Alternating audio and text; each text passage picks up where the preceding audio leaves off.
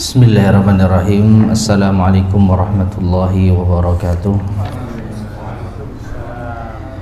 Innal hamdalillah nahmaduhu wa nasta'inuhu wa nastaghfiruh wa na'udzu billahi min syururi anfusina wa min sayyiati a'malina. Man yahdihillahu fala mudilla lahu wa man yudlil fala hadiya lahu. Wa asyhadu an la ilaha illallah wahdahu la syarika lahu wa asyhadu anna Muhammadan abduhu wa rasuluh. Allahumma salli wa sallim wa barik ala nabiyyina Muhammadin wa ala alihi wa ashabihi wa man tabi'ahum bi ihsanin ila yaumiddin, amma ba'd. Ma'asyiral muslimin rahimani wa rahimakumullah. Alhamdulillah kita bisa melanjutkan kembali kajian kita membahas kitab Minhaj Al-Firqatin Najiyah wa Ta'ifatil Mansurah yang disusun oleh Syekh Muhammad bin Jamil Zainu rahimahullahu ta'ala. Sekarang kita masuk pada bagian yang ke-44. Qala al-muallif rahimahullah at-taqlidul a'ma. At-taqlid al-a'ma. Apa at-taqlid di situ diterjemahkan? Taklid buta, ya, berarti nggak diterjemahkan ya. Taklid al-a'ma itu buta, ya. Taklid buta. Taklid itu bisa kita maknai dengan mengikuti tanpa dalil, makanya diidentikan dengan buta. Mengikuti tanpa dalil, ya, atau fanatik. Kalau fanatik itu biasa disebutkan dalam istilah Arabnya itu ta'assub. Kalau taklid itu mengikuti, pokoknya mengikuti apapun yang diperbuat, apapun yang dilakukan tanpa ada dasar, ya, tanpa ada dasar, ya. Atau dalam ungkapan yang mungkin lebih kasar, membebek, membeu. Jadi apapun itu ditiru, ya, itu adalah at-taqlid. Tayyib. Di sini al-muallif rahimahullah membawakan dalil. Qala Allah Ta'ala, Allah Ta'ala berfirman, wa idza qila lahum ta'alu ila ma anzalallahu wa ila ar-rasuli qalu hasbuna ma wajadna alaihi aba'ana awalau kana aba'uhum la ya'lamuna syai'aw wa la yahtadun. Dalam surat Al-Maidah ayat 104 Allah berfirman yang artinya, dan apabila dikatakan pada mereka, marilah kepada apa yang Allah turunkan dan kepada Rasul, maka mereka mengatakan hasbuna, cukuplah bagi kami, ma wajadna alaihi aba'ana, apa yang kami dapatkan dari nenek moyang kami. Cukup kami mengikuti ajaran nenek moyang. Maka Allah Ta'ala berfirman, awalau kana aba'uhum la ya'lamuna syai'aw wa la yahtadun. Apakah kalian akan tetap mengikuti mereka meskipun nenek moyang, ya, mereka tersebut tidak mengetahui sesuatu dan juga tidak mendapatkan hidayah. Ma'asyar muslimin rahimani wa rahimakumullah, ayat ini terkait dengan orang-orang musyrikin yang lebih mengikuti ajaran nenek moyang daripada Allah dan Rasulnya.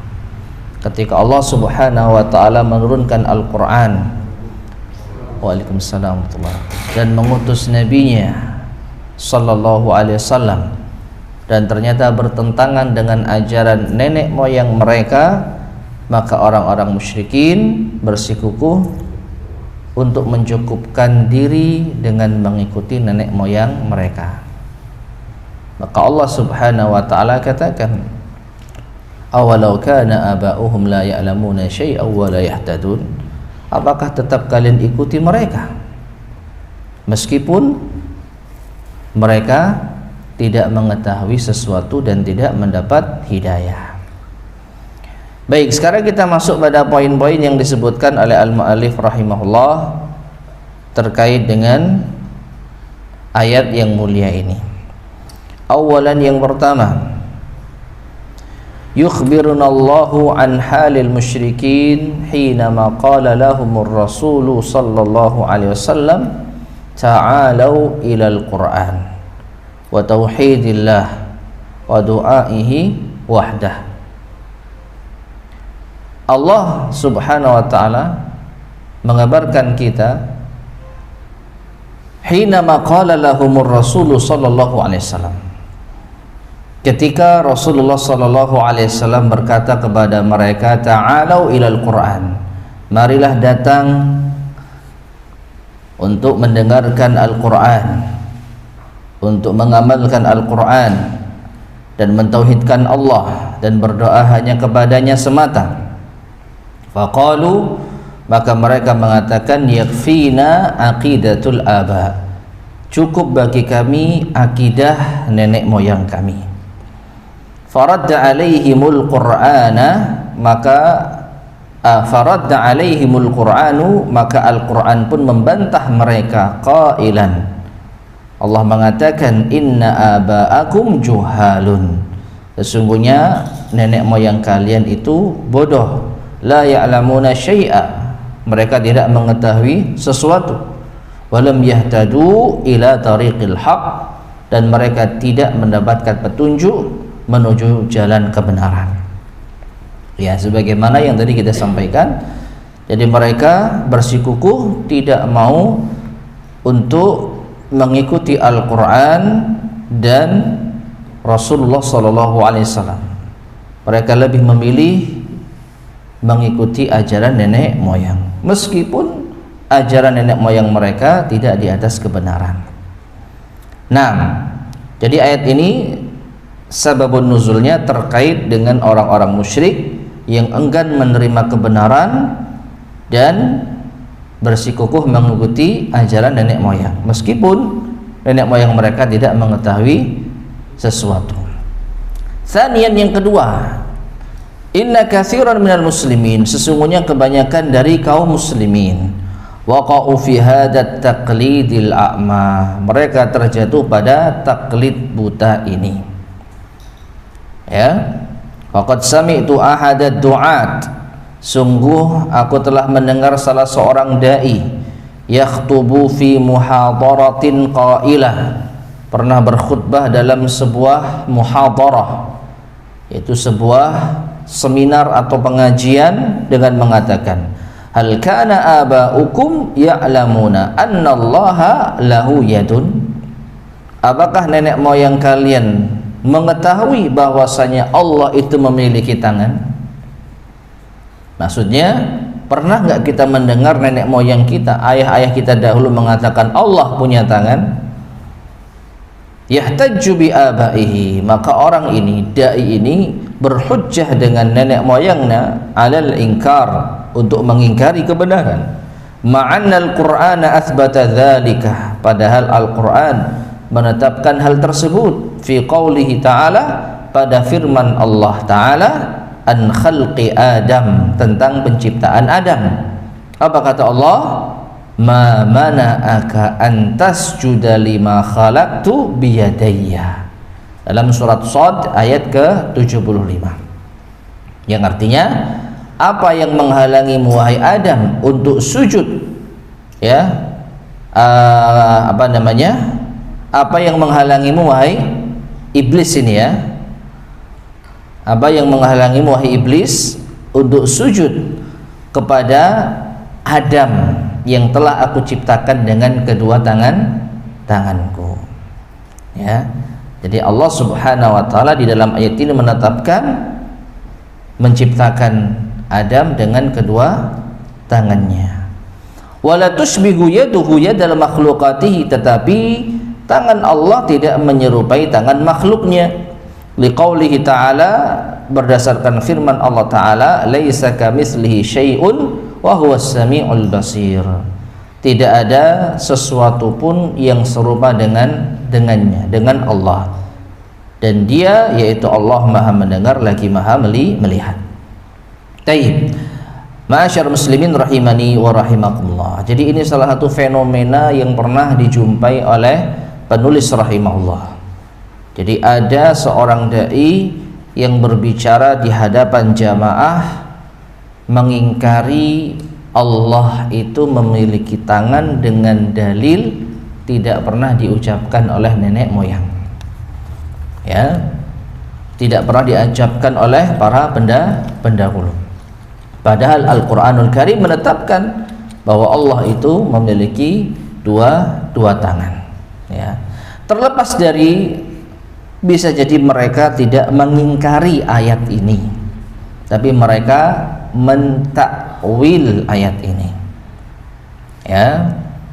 Jadi di sini ada perbedaan pandangan. Ahlus sunnah wal jamaah tetap menetapkan apa adanya sesuai dengan Allah firmankan, sesuai dengan apa yang Allah firmankan, tanpa kita memalingkan maknanya, tanpa kita menolaknya, tanpa kita menyerupakan Allah dengan makhluknya, dan tanpa kita membayangkan bagaimananya. Allah punya tangan sebagaimana ketinggian dan kemuliaannya yang tidak sama dengan tangan makhluknya. Adapun dari kalangan ahli bid'ah, maka mereka mengatakan Allah tidak memiliki tangan. Karena kalau kita tetapkan Allah memiliki tangan, menurut mereka akan sama dengan makhluknya. Sehingga yang dimaksud dengan yad di sini, lima khalaqtu biyadayya, di antara mereka ada yang mentakwilnya. Mengapa engkau tidak mau sujud kepada Adam yang telah aku ciptakan dengan kekuasaanku? Nah, jadi tangan diartikan dengan kekuasaan, ya. Nah, kesimpulannya di sini mereka tidak mau menetapkan apa yang ditetapkan Al-Qur'an karena merasa tidak pernah diucapkan oleh siapa? Nenek moyang mereka. Padahal pendapat Al-Quran atau Allah subhanahu wa ta'ala memiliki tangan selain didukung oleh dalil Al-Quran maupun sunnah, ini juga didukung oleh para ulama salaf terdahulu. Ya, hanya saja mereka mungkin tidak mengetahui ucapan-ucapan para salafus saleh terkait dengan masalah-masalah ini. Naam. Salisan yang ketiga, wa hunaka nau'un akhar. Dan di sana ada jenis yang lain minat taqlidid dhar, berupa taklid yang memadaratkan, taklid yang bahaya. Wa huwa taqlidul kuffari fil fujuri was sufuri wal libasit tayyiq, yaitu mengikuti orang-orang kafir di dalam dosa, kemudian as-sufur, cara dandan mereka, demikian pula cara berpakaian yang sangat sempit. Walaitana qalladnahum fil mukhtara'atin nafi'ah, seandainya kita mengikuti mereka pada hal-hal yang diciptakan, hal-hal yang baru yang bermanfaat, kasan ittairat, seperti membuat pesawat, wa ghairiha, atau yang lainnya, mimma yufiduna, di dalam hal yang bermanfaat untuk kita. Taib. Jadi kalau dalam poin yang kedua itu ada sebagian kaum muslimin yang taklid buta terhadap para pendahulu, terhadap nenek moyang dalam masalah agama. Dalam masalah agama. Namun tidak sesuai dengan dalil. Mereka mengikuti ajaran nenek moyang meskipun bertentangan dengan dalil. Adapun poin yang ketiga, sebagian kaum muslimin, bahkan kebanyakan kaum muslimin itu mengikuti budaya orang-orang kafir dalam masalah dunia, namun menyelisih agama, sama. Ya, sama-sama menyelisihi agama. Bedanya kalau yang poin kedua itu dalam permasalahan agama, dalam permasalahan akidah, dalam masalah metode beragama, sedangkan pada poin yang ketiga dalam masalah duniawi, yang menyelisih agama, yang dilarang oleh Allah dan Rasulnya. Seperti apa? Cara berpakaian, ya, cara berdandan, demikian pula dosa. Berapa banyak dosa-dosa yang dilakukan oleh orang-orang kafir diikuti oleh kaum muslimin. Ini terlalu luas pembahasannya ya, kalau kita cermati secara mendalam kebiasaan orang-orang kafir yang diikuti oleh kaum muslimin. Bahkan Nabi SAW memberikan perumpamaan yang sangat luar biasa, hatta law dakhalu hujra dabbin lattaba'tumu, sampai-sampai mereka kalau masuk ke lubang dab, binatang melata yang tinggal di padang pasir yang mirip dengan biawak, yang biasa disebut kadal gurun, ya, maka orang Islam akan mengikutinya. Ya, manusia masuk ke dalam lubang hewan melata itu nggak akan mungkin bisa, mustahil. Tapi kalau karena ada orang-orang kafir yang melakukan, maka orang-orang Islam pasti ngikutin meskipun nggak masuk akal. Siapakah mereka? Yahudi dan Nasrani. Maka Nabi SAW mengatakan, faman, siapa lagi kalau bukan mereka, ya. Jadi kaum muslimin itu banyak mengikuti ajaran nenek moyang mereka dalam masalah agama dan mengikuti budaya orang-orang kafir dalam masalah dunia, padahal mereka sudah memiliki ajaran yang sempurna di dalam agama Islam berlandaskan Al-Quran dan Sunnah. Rabi'an, yang keempat, katsirun minan nas taqulu lahum, kebanyakan manusia ketika engkau katakan qala Allahu qala rasuluhu, Allah berfirman, Rasulullah sallallahu alaihi wasallam bersabda, fayaqulu, maka ia akan menjawab, qala syekh kami mengatakan demikian, guru kami mengatakan demikian. Alam yasma'u qawlahu ta'ala, tidakkah mereka mendengar firman Allah Ta'ala, ya ayyuhalladzina amanu la tuqaddimu baina yadayillahi wa rasulih, dalam surat Al-Hujurat ayat yang pertama.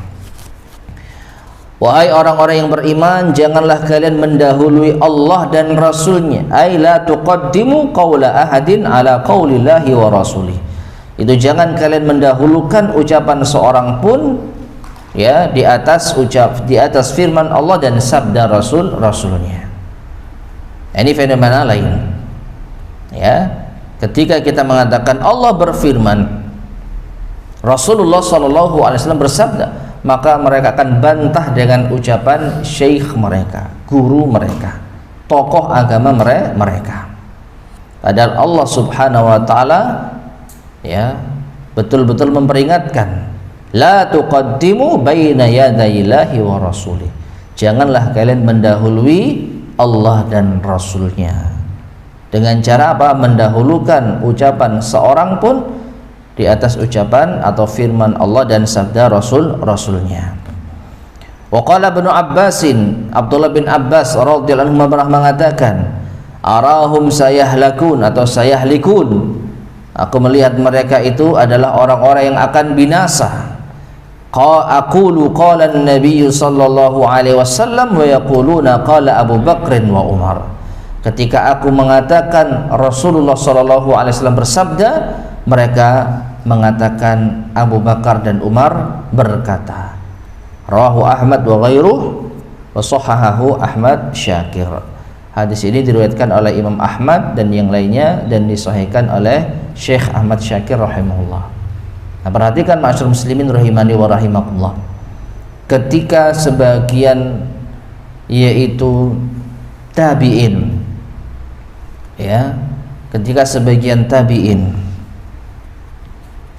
telah disampaikan sabda Rasulullah SAW, lalu mereka bantah dengan ucapan Abu Bakar dan Umar, maka Abdullah bin Abbas mengingatkan mereka kalau saja mereka itu akan mendapatkan kebinasaan.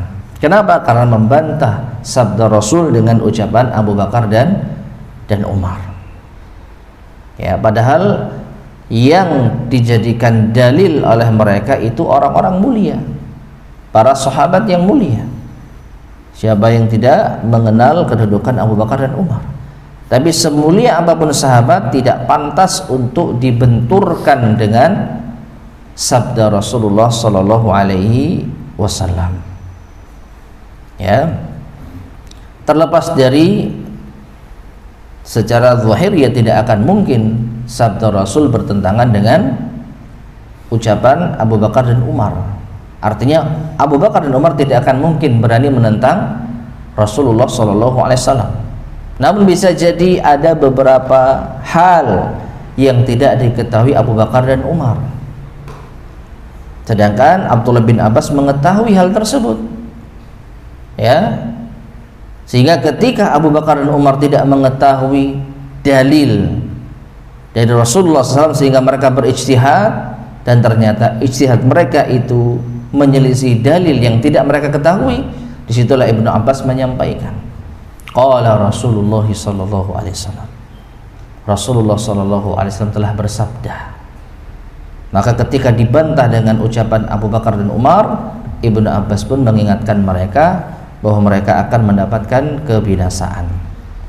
Ya, sekali lagi yang dijadikan dalil adalah sahabat yang mulia, namun tetap tidak pantas untuk dibenturkan dengan sabda Rasulullah SAW. Maka apalagi selain mereka. Ya, guru kami berkata, syekh kami berkata, ustadz kami berkata. Siapa guru kita? Siapa syekh kita? Siapa ustadz kita? Abu Bakar dan Umar saja tidak diterima kalau ternyata ucapan mereka bertentangan dengan sabda Rasulullah SAW. Maka apalagi selain mereka. Ya. Wa qala asy-syairu yunkiru 'alal muhtajjina bi kalami syuyukhihim, dan seorang penyair mengingkari orang-orang yang berhujjah dengan ucapan guru-guru mereka. Aqulu laka qala Allahu qala rasuluhu fatujibu syaikhi innahu qad qala. Aku katakan kepadamu, Allah berfirman, Rasul bersabda, tapi engkau bantah dengan mengatakan guruku berkata. Ya, kau bantah dengan mengatakan guruku berkata. Maka kesimpulannya pada bagian yang ke-44 ini, ma'asyarul muslimin rahimani wa rahimakumullah, jangan sampai kita taklid buta kepada seorang pun, sampai pun itu kepada guru kita, kepada ustadz kita, kepada syekh kita, kepada tokoh agama kita, apabila jelas-jelas bertentangan dengan Allah dan Rasulnya. Ya, tapi kalau ucapan guru kita sesuai dengan firman Allah dan sabda Rasulnya Sallallahu Alaihi Wasallam, kita ikuti. Makanya kalau mengikuti tanpa dalil, itulah yang dimaksud dengan taklid a'ma. Pokoknya apa kata ustadz, apa kata guru, apa kata syekh, tidak melihat dalilnya apa. Ya, tapi kalau kita mengikuti guru, ustadz, syekh berdasarkan dalil ini, maka ini bukan taklid a'ma, bukan taklid buta, tapi ini identik dengan ittiba. Itulah bedanya antara ittiba dengan taklid. Jadi kalau taklid itu, ya, makanya identik dengan buta. Karena apa? Pokoknya nggak melihat. Ya, apa yang dilakukan diikuti tanpa melihat dalil dasarnya, yaitu taklid, buta dia. Sedangkan ittiba melihat, sebentar, ya ucapan ustadz saya ini ada dalilnya enggak? Dalilnya ada ini, oh ya sudah saya ikut kalau gitu. Ya, ucapan guru kita ini ada dasarnya enggak? Atau itu pendapat pribadinya, atau bertentangan dengan sabda Rasulnya Sallallahu Alaihi Wasallam? Kalau iya, maka kita tidak ikuti. Nah, disitulah fungsi kita mengetahui ilmu. Ya, jadi tanpa melihat siapa yang mengatakan, tapi apa yang dikatakan. Kalau sesuai dengan dalil kita ikuti, dan itu adalah ittiba, bukan taklid.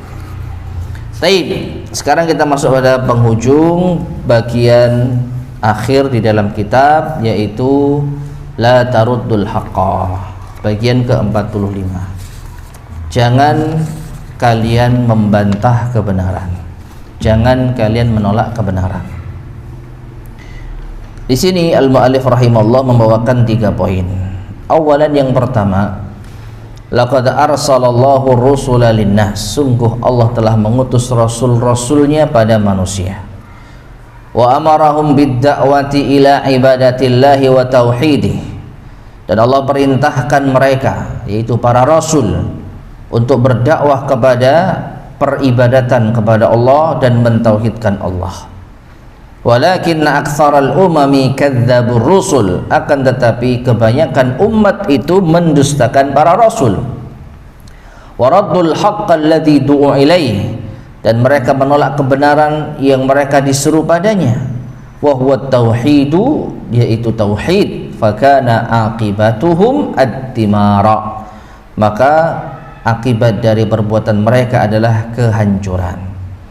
Ma'asyar muslimin rahimani wa rahimakumullah, inilah ketetapan Allah subhanahu wa ta'ala. Tidaklah Allah mengutus rasulnya, mengutus utusannya untuk berdakwah kepada umatnya, lalu umatnya menolak dan membangkang, pasti Allah akan menghancurkan mereka, membinasakan mereka cepat atau lambat, dunia ataupun akhirat. Ya, terkhusus umat sebelum Rasulullah SAW, maka Allah hancurkan mereka di dunia sebelum dihancurkan di akhirat. Ya, kalau kita melihat kisah para nabi, Allah balas perbuatan mereka langsung di dunia tanpa menunggu di akhirat. Kaumnya Nabi Nuh, kaumnya Nabi Saleh, kaumnya Nabi Lut, kaumnya Nabi Hud, ya, dan lain sebagainya. Allah binasakan umat-umat yang membangkang tersebut secara langsung di dunia. Adapun kaumnya Rasulullah SAW, maka Allah tidak langsung membinasakan mereka di dunia, meskipun ada sebagian mereka yang Allah binasakan di dunia, tapi tidak semua. Ya, orang-orang yang membangkang, orang-orang yang menentang Rasulnya Sallallahu Alaihi Wasallam, dalam hal ini adalah Nabi kita Muhammad Sallallahu Alaihi Wasallam, maka Allah masih berikan mereka kesempatan hingga akhir hayat. Ya, ada yang mendapatkan hidayah sebelum maut datang, ada yang tidak mendapatkan hidayah hingga maut menjemput, dan mereka akan mendapatkan siksanya di akhirat kelak. Ya. Nah, jadi jangan pernah kita membantah, menolak kebenaran yang datang dari Allah dan Rasulnya, karena pasti kita akan binasa cepat ataupun lambat, dunia maupun akhirat. Tsaniyan, yang kedua, qala sallallahu alaihi wasallam, Rasulullah sallallahu alaihi wasallam bersabda, la yadkhulul jannata man kana fi qalbihi mithqalu dzarratin min kibrin, tidak masuk surga barang siapa yang ada di dalam hatinya mithqalu dzarrah, sebesar biji sawi, min kibrin, berupa kesombongan. Tidak akan masuk surga orang yang memiliki kesombongan sekecil apapun. Ya, mithqalu dzarrah itu ungkapan yang menunjukkan makna yang paling kecil, sekecil biji sawi. Kalau ada kesombongan di dalam hati seseorang, maka tidak akan masuk surga. Tsumma qala, kemudian beliau sallallahu alaihi wasallam bersabda, al-kibru batarul haqqi wa ghamtun nas, rawahu Muslim. Sombong itu menolak kebenaran dan merendahkan manusia. Batarul haqq, raddul haqq. Ya. Ghamtun nas, ihtiqaruhum. Jadi batarul haq itu menolak kebenaran, sedangkan ghamtun nas itu adalah merendahkan manusia. 6. Fa'ala hadza, maka atas hal ini, la yajuzu lil mu'min, tidak boleh bagi seorang mukmin, an yaruddal haqqa wan nasihah, untuk menolak kebenaran dan nasihat, hatta la yatashabbahu bil kuffar, atau hatta la yatashabbaha bil kuffar, agar ia tidak menyerupai orang-orang kafir. wa hatta la yaqa'a fil kibri, agar ia tidak terjatuh pada kesombongan, alladzi yamna'u sahibahu dukhulal jannah, yang bisa mencegah seseorang masuk surga. Fal hikmatu dhalatul mu'min, maka hikmah itu adalah barang berharga yang hilang dari seorang mukmin. Ainama wajadaha iltaqataha, dimanapun ia jumpai kebenaran tersebut, maka ia sepantasnya mengambilnya. Tapi ma'asyar muslimin rahimani wa rahimakumullah, jadi di sini poin utamanya adalah menolak kebenaran itu termasuk di antara bentuk apa? Kesombongan. Dan orang yang memiliki kesombongan di dalam hatinya sekecil apapun, maka terancam tidak masuk surga.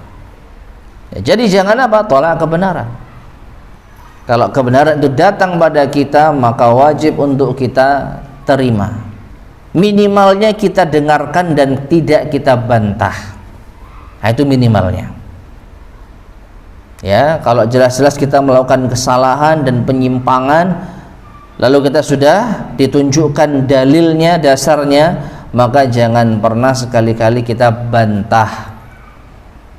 Ya, meskipun terkadang kita sulit menerima, tapi jangan ditolak, jangan dibantah. Cukup kita diam sembari introspeksi diri, kemudian memohon kepada Allah agar dikuatkan di dalam menerima kebenaran ini. Maka dengan demikian kita tidak termasuk orang yang sombong. Bahkan semoga Allah ampuni dosa kita dengan tidak membantah dan menolak kebenaran. Ya. Tapi kalau kita sudah menolak kebenaran, padahal itu jelas datang dari Allah dan Rasulnya Sallallahu Alaihi Wasallam, maka kita termasuk orang yang sombong dan terancam naudzubillah min dzalik tidak masuk surga.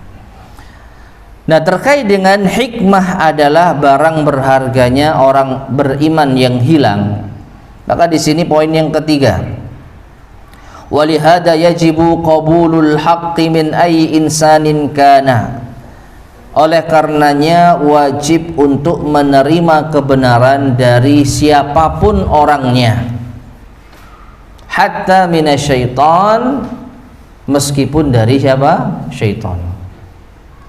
Ya, faqad warada, telah terdapatkan atau telah terdapat anna Rasulullah sallallahu alaihi wasallam, yaitu riwayat hadis bahwa Rasulullah sallallahu alaihi wasallam wada'a Abu Hurairah harisan ala baitil mal. Rasulullah SAW menunjuk Abu Hurairah untuk menjadi penjaga baitul mal, ya, harta kaum muslimin itu disebut baitul mal, yang diamanahi untuk menjaganya sahabat Abu Hurairah. Faja'a sarikun liyasriq, datanglah seorang pencuri untuk mencuri harta tersebut. Faqabida alaihi Abu Hurairah, lalu ditangkap oleh Abu Hurairah. Faja'ala sariqu yarju wa yashku dha'fahu fatarakah.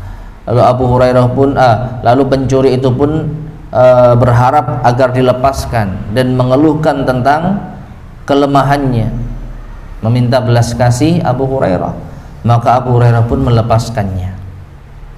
Tsumma 'ada marratan tsaniyan wa tsalisan, lalu diulangi lagi kedua kali dan ketiga kalinya, ditangkap ketika mau mencuri lalu meminta belas kasih, dilepaskan sampai 3 kali. Ketiga kalinya faqabada alaihi wa qala lahu, Abu Hurairah pun menangkapnya dan mengatakan kepadanya, la arfa'annaka ila Rasulillah sallallahu alaihi wasallam, aku akan angkat masalahmu ini kepada Rasulullah. Jadi Abu Hurairah akan menyampaikan pencurian ini kepada Rasulullah sallallahu alaihi wasallam.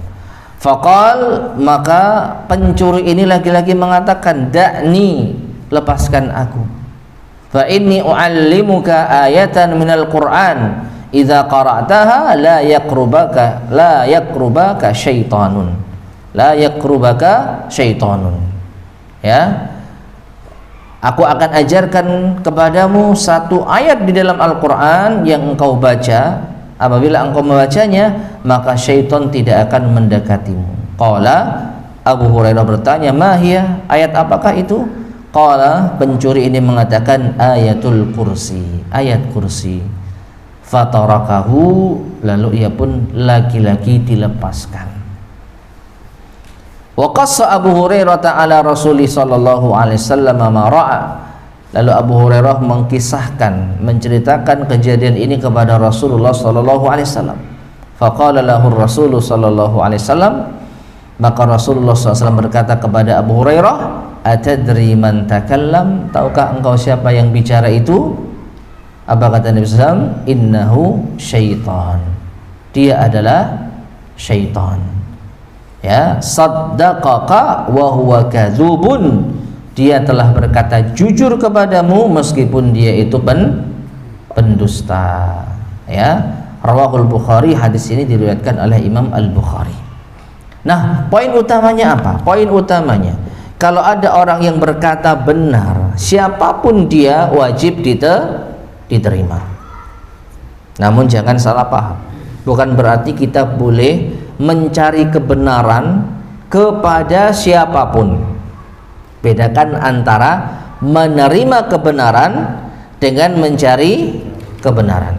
Mencari kebenaran itu ngaji, ya, mengambil ilmu, menghadiri majelis taklim, maka wajib dari ahlus sunnah wal jamaah, wajib mengambil ilmu dari ahlus sunnah wal jamaah. Itu siapapun dai yang menyeru kepada Al-Quran dan sunnah sesuai dengan pemahaman salaful ummah, itu wajib, tidak bisa tidak. Untuk apa? Upaya mencari kebenaran, upaya untuk menuntut ilmu. Tetapi menerima kebenaran wajib dari siapapun, wajib dari siapapun, sampai pun dia itu pendusta. Seperti kasus ini syaitan. Ya, syaitan memberitahukan hal yang benar kepada Abu Hurairah, dan Abu Hurairah menerimanya dan dibenarkan oleh Rasulullah SAW. Ya, namun bukan berarti setelah itu Abu Hurairah ngaji sama setan. Ya, nggak ada ceritanya Abu Hurairah nyari setan lalu ajari saya ilmu, tidak. Itu hanya momen tertentu saja, dan itu pun dibenarkan oleh dalil. Dalam hal ini telah diverifikasi langsung oleh Rasulullah SAW. Kalau seandainya Rasul mengatakan tidak, dia dusta, ayat kursi tidak bisa dibaca untuk menjauhkan diri kita dari syaitan, maka jelas tidak kita terima ucapan syaitan tadi. Ya, ucapan syaitan itu bisa diterima kalau diverifikasi oleh Rasulullah SAW dengan mengatakan saddaqaka wa huwa kadzubun. Dalam hal ayat kursi tadi, setan jujur kepadamu, itu benar Abu Hurairah, meskipun dia itu seorang pendusta. Nah, karena kita sekarang sudah tidak akan mungkin mendengarkan sabda Rasulullah SAW yang baru karena beliau sudah meninggal dunia, maka kita cukupkan kebenaran itu hanya terbatas dari Allah dan Rasulnya yang telah sempurna. Ya, dalam hal ini ketika ada orang yang katakanlah menyimpang, orang jahat, pencuri, ya, mengingatkan kepada kita untuk sholat 5 waktu misalkan. Pencuri mengingatkan kita sholat 5 waktu misalkan, ya, kamu nggak sholat itu wajib loh. Bahkan bisa jadi pencurinya sendiri nggak sholat, ya, tapi mengingatkan orang untuk sholat, supaya bisa dimaling rumahnya mungkin gitu, ya. Kamu nggak sholat wajib. Maka apakah kita menolak, kamu pencuri kok nasihati saya, ya? Maka wajib kita terima kalau itu benar. Nah, maka dari itu ma'asyiral muslimin rahimani wa rahimakumullah, dilarang kita menolak kebenaran dari siapapun, sampai pun dari syaitan, sampai pun dari seorang pencuri. Maka apalagi kalau kebenaran itu datang dari mereka yang menyeru kepada Al-Quran dan Sunnah. menyeru kepada manhaj salaf, ya, maka kita wajib untuk menerimanya. Jangan sekali-kali menolak kebenaran yang telah sampai kepada kita, karena itu diantara bentuk kesombongan, dan kesombongan menjadi sebab seseorang terhalang dari surga. Wallahu ta'ala alam shawab. Taib ma'asyar muslimin rahimani wa rahimakumullah. Dengan demikian berakhirlah kajian kita membahas kitab Minhaj al-Firqatin Najiyah wa Ta'ifatil Mansurah yang telah kita bahas selama berapa tahun ini ya? 2 tahun ya? 2 tahun ya insyaallah, sejak 2023 ini. Nah, insyaallah akan kita lanjutkan pada pertemuan berikutnya kitab yang baru mungkin ya, nanti sambil kita diskusi dengan teman-teman yang lainnya. Wallahu ta'ala alam shawab. Taib ma'asyarul muslimin rahimani wa rahimakumullah. Ini yang bisa kita sampaikan sebelum kita akhiri. Barangkali ada yang mau ditanyakan, tafadhol silahkan.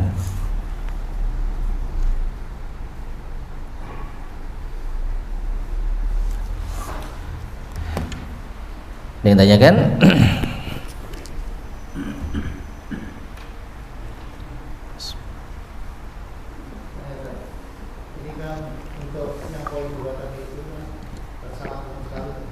Bagaimana? Poin kedua,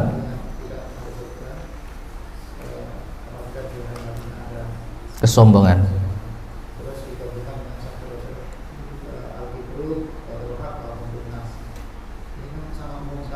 Sangat umum. Adakah doanya maksudnya kita kan tidak tahu, karena mungkin kita suatu saat itu melakukan suatu kesalahan, mungkin gimana setelah kita deteksi tadi kan bukan Allah dan Rasulnya, kan kita kan dengan keterbatasan ilmu kan mungkin bisa aja kita terjebak di situ. Gimana solusinya? Taib. Dalam hal ini kita berdoa kepada Allah Subhanahu wa taala agar tidak dihukum saat kita tidak tahu dan saat kita bertindak keliru. Allah berfirman, "Rabbana la tu'akhidna in nasina aw akhtana." Ya Allah, jangan Engkau hukum kami karena kami lupa atau kami keliru atau kami salah. Nah, ketika kita tidak menyadari bahwa yang disampaikan itu kebenaran, entah mungkin karena penyampaiannya yang tidak meyakinkan, atau mungkin kita tidak tahu kalau itu kebenaran lalu kita menolaknya, bukan karena menolak kebenaran yang telah jelas, ya semoga kita dimaafkan Allah SWT. Ya, ada kalanya orang itu menyampaikan kebenaran tapi dengan cara yang mungkin tidak tepat, lalu kita menolaknya. Karena apa? Orangnya. Ya, kita menolaknya karena orangnya, misalkan. Maka wallahu alam, semoga Allah mengampuni kita. Yang dimaksud di sini adalah kita sudah benar-benar tahu ini kebenaran. Dalam hal ini ayatnya, ini hadisnya, dan ini penjelasannya. Kita sudah benar-benar faham, tapi kita tolak. Nah, itu yang dimaksud. Itu yang dimaksud. Tapi kalau dalam perkara yang kita tidak tahu dasarnya, misalkan kita nggak tahu dalilnya, tiba-tiba ada orang yang ingatkan kita, nggak boleh lo ini. Loh, kamu kata siapa? Nggak boleh. Ya pokoknya saya pernah tahu nggak boleh ini. Lalu kita tolak. Padahal benar itu nggak boleh. Cuman yang nyampaikan ini nggak tahu dalilnya secara pasti. Cuman mungkin dia pernah mendengar bahwa ini perbuatan yang tidak boleh. Lalu kita tolak. Maka semoga kita tidak termasuk menolak kebenaran. Karena apa? Ini belum jelas bagi kita. Benar nggak yang disampaikan ini? Ya, dalam hal ini dalilnya mana? Ayatnya mana? Hadisnya mana? Siapa ulama yang mengatakan? Ya. Tapi karena kawan kita ini mungkin tidak ingat, sehingga yang disampaikan pokoknya nggak boleh, saya pernah ngaji nggak boleh. Lalu kita menolak. Karena kita juga nggak tahu dan kita minta dalil nggak dikasih, maka apakah kita termasuk menolak kebenaran? Allahu alam, semoga tidak. kecuali setelah itu ternyata sampailah dalilnya kepada kita. Ternyata benar ya, teman saya tadi melarang, ternyata ini dasarnya. Baru kita ambil sikap, kita tolak atau kita terima. Kalau kita tolak maka termasuk menolak kebenaran ya. Jadi kadang-kalanya kita menolak kebenaran bukan karena kesengajaan, tapi karena apa? Karena orang yang menyampaikan itu tidak tepat di dalam menyampaikan, kurang informasinya, tidak menyertakan dalil. Ya, semoga kita mendapatkan uzur dalam masalah ini. Wallahu a'lam bishawab. Baik, ya. Ya. Untuk meremehkan manusia itu gimana untuk konfliknya? Meremehkan orang lain. Itu tipsnya atau ciri-cirinya itu gimana? Ciri-ciri orang yang meremehkan. Al-kibru batarul haqqi wa ghamtun nas. Sombong itu menolak kebenaran dan meremehkan manusia. Tayyib. Ada kalanya dua hal ini ada pada satu kondisi. Orang yang menolak kebenaran biasanya juga meremehkan orang, karena orang yang menyampaikan kepada kita itu mungkin orang yang levelnya di bawah kita, jadi kita remehkan. Dalam hal ini misalkan Abu Hurairah melihat sisi syaitonnya sehingga menolak kebenaran yang ada pada kebenaran yang disampaikan oleh syaiton. Ya, ketika syaiton itu mengatakan pencuri, ya, Abu Hurairah kan nggak tahu itu setan, tahunya dia pencuri. Aku akan ajarkan kepadamu satu ayat yang jika kau baca, setan tidak akan mendekatimu. Nah, apa itu ayat kursi? Misalkan Abu Hurairah menolaknya, kamu itu setan, ngasih tahu apa gitu misalkan. Nah, ini bentuk apa? Meremehkan manusia. Ya. Apabila Abu Hurairah sudah tahu kebenaran, tahu kalau ayat kursi itu di antara ayat yang bisa menjauhkan diri kita dari syaitan, lalu yang menyampaikan itu pencuri, lalu kita tolak, maka itu bentuk kesombongan karena menolak kebenaran dan karena meremehkan manusia. Namun ada kalanya meremehkan manusia itu dari sisi yang lain.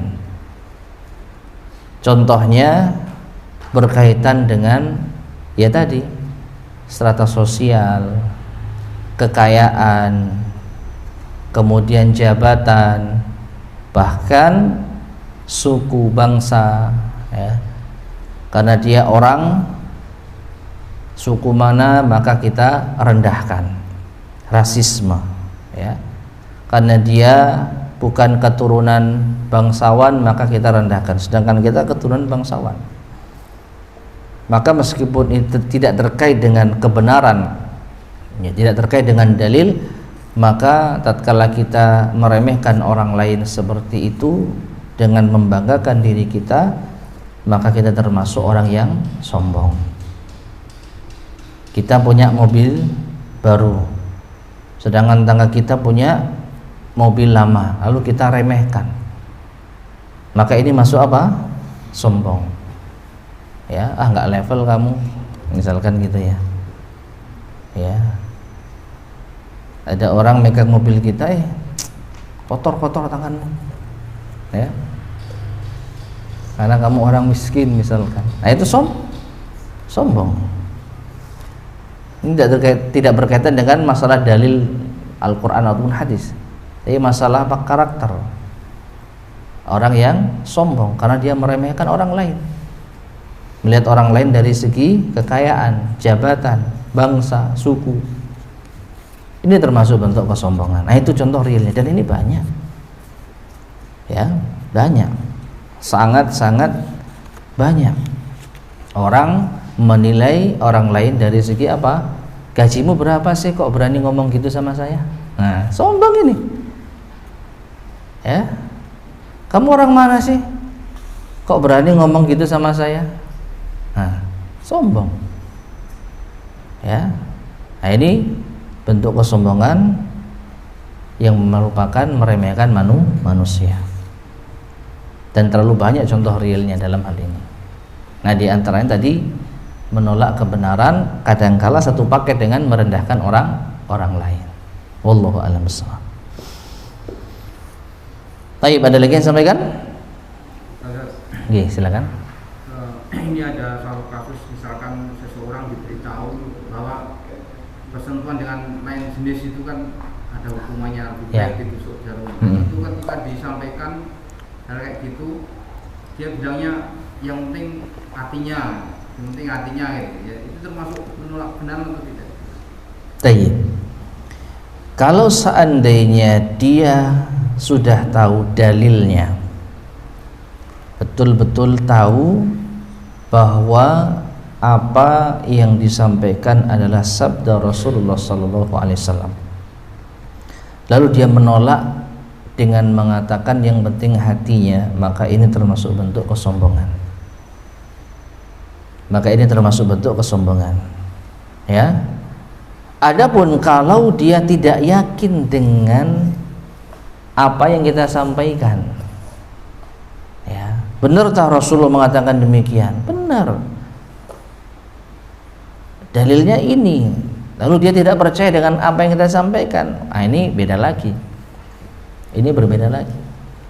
Ya, meskipun demikian, sepatutnya bagi orang semacam ini sebelum menolak, dia terlebih dahulu meng-cross check. Benar nggak Nabi SAW bersabda demikian, tanpa melihat siapa yang menyampaikan, ya, tanpa melihat kita. Ini kalau orang yang insaf. Dan ini pesan bagi kita semua. Jangan belum apa-apa menolak ucapan orang karena melihat siapa orangnya. Sampai pun, perhatikan, sampai pun mungkin kita menganggap sebagian tokoh agama, itu paling nggak benar. Ada kalanya kita yang nggak tahu ternyata apa yang disampaikan ada benarnya, cuman kita nggak tahu hadisnya, cuman kita nggak tahu dalilnya. Ya, ini bukan berarti kita boleh mendengarkan ceramah mereka, tapi seandainya sampai kepada kita satu masalah agama yang disampaikan kepada orang yang kita anggap menyimpang, maka sebelum kita tolak karena orangnya, maka kita ada baiknya juga meng-cross check sendiri.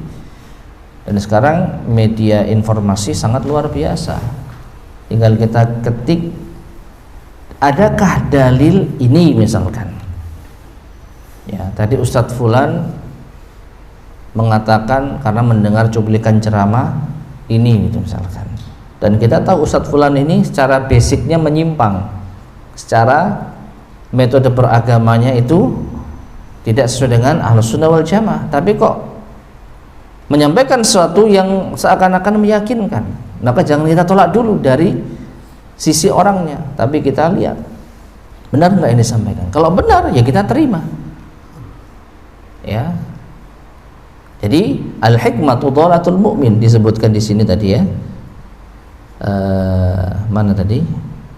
Al-hikmatu dhalatul mu'min, ini ungkapan bukan sabda Nabi SAW. Hikmah itu adalah barang berharganya orang mukmin yang hilang. Jadi sebenarnya itu milik kita, cuman kita dapatnya lewat orang lain. Nah, dalam kasus tadi, wallahu a'lam bishawab, kita tidak bisa memvonis dia sombong, tapi secara teori, kalau dia ini kembali kepada dia sendiri, kalau dia benar-benar sudah meyakini bahwa apa yang kita sampaikan itu benar dari Rasulullah SAW, lalu dia tolak, maka dia termasuk sombong. Tapi kalau dia melihat dari sisi kita, siapa kamu menyampaikan hadis, nggak percaya saya, gitu misalkan, tapi dia nggak mencari tahu, maka bisa jadi dia juga termasuk sombong karena tidak mau mencari kebenaran. Ya. Nah ini maka Allah alam shawab, yang jelas kita tidak bisa memvonis orang sombong atau tidak, tapi sebagai introspeksi hendaknya kita kalau mengalami kejadian yang sama jangan buru-buru menolak, ya, jangan buru-buru menolak. Bisa jadi kita yang tidak tahu, ya. Allah alam shawab. Ya. ada orang Ustaz kan berjanji kan bilang insya Allah, tapi sering batal ya Ustaz. Jadi dia kalau dikasih tahu itu pasti dia bilang insya Allah, tapi batal kadang nggak sekali dua kali Ustaz, berlanjutan gitu. Itu gimana Ustaz? Itu apa ada ciri orang munafik itu Ustaz? Baik. Insya Allah, jika Allah menghendaki. Ini sebenarnya digunakan bukan untuk membatalkan sesuatu, tapi justru untuk menguatkan sesuatu. Jadi orang kalau mengatakan insya Allah, itu harusnya hadir, harusnya dia tepati. Ya, oleh karena itu ini kembali kepada masing-masing orang. Kita nggak tahu niatnya. Bisa jadi ini kalau kita mau husnudzon, bisa jadi memang dia sudah berusaha, tapi karena Allah tidak mendaki satu dua hal, akhirnya batal. Bisa jadi, ya. Karena kita tidak bisa menilai hati seseorang. Tapi ini sebagai peringatan bagi kita. Kalau kita mengalami hal yang serupa, jangan menggunakan insya Allah untuk alasan. Karena kalau kita bilang nggak datang, nggak enak. Ini kasusnya bukan masalah kehadiran Ustaz. Apa itu? Misalnya kita kan punya satu Kerjasama. Bayar ya. Nah, tentang waktu tempo, oh insya Allah, so dari tempo, nanti mundur lagi, insya Allah lagi. Taib, kalau janji maka insya Allah itu tidak bisa digunakan dalil. Ya, janji kapan? Besok dibayar. Baik, besok saya tagih. Insya Allah. Mau ngomong insya Allah, mau ngomong nggak insya Allah, janji ya harus ditepati. Nah, ini lebih parah lagi. Ya, kalau yang tadi kita bahas itu mungkin masalah undangan hadir ya. Aduh, kayak sore. Insya Allah, nah ini salah nih. Ya, insya Allah orang memahami insya Allah itu hadir, tapi kalau kita insya Allah nggak hadir, ya ini. Nah kalau itu mungkin kita bisa husnudzon karena tidak ada sangkut pautnya dengan janji. Ya, janji dalam artian pembayaran hutang yang sudah disepakati, maka iya dia berarti dusta. Allah alam dusta.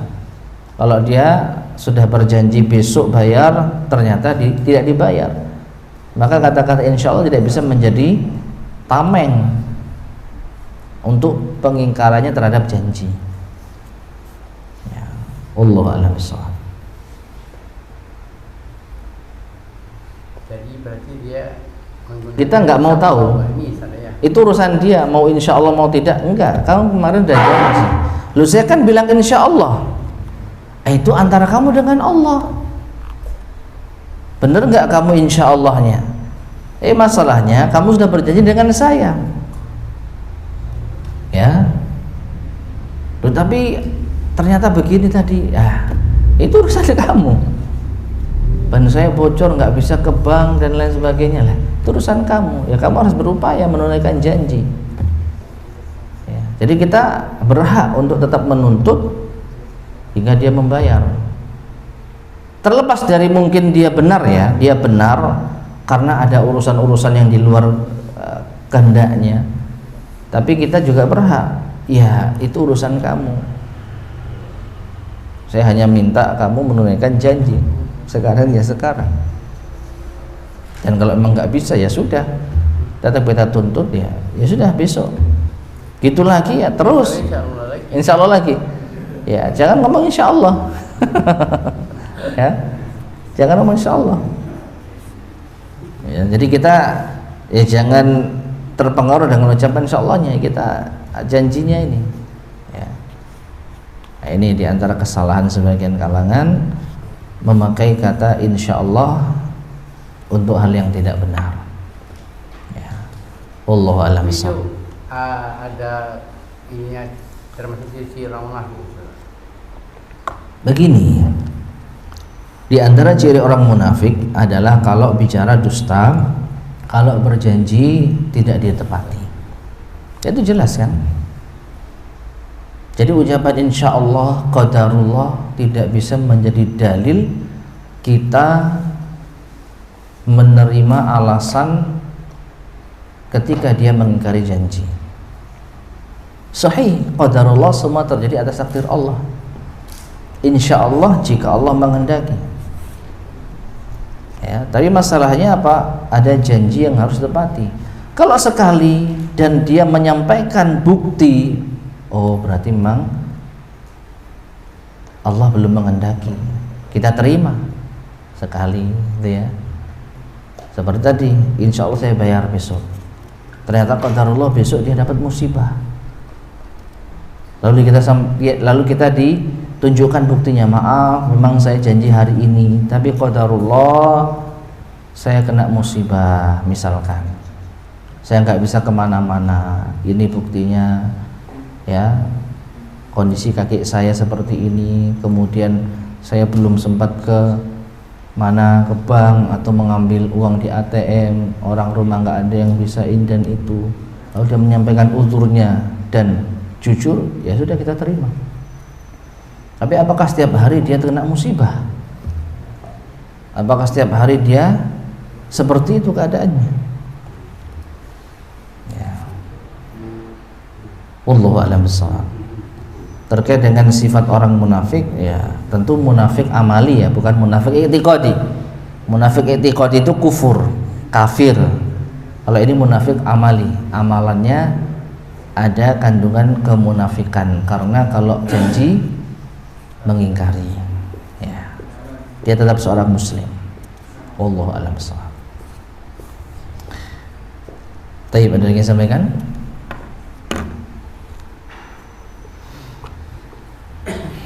Cukup? Baik, jika demikian kita akhiri, mudah-mudahan bermanfaat. Kurang lebihnya saya mohon maaf. Subhanakallahumma bihamdika asyhadu an la ilaha illa anta astaghfiruka wa atubu ilaik. Walhamdulillahirabbil alamin. Assalamualaikum warahmatullahi wabarakatuh.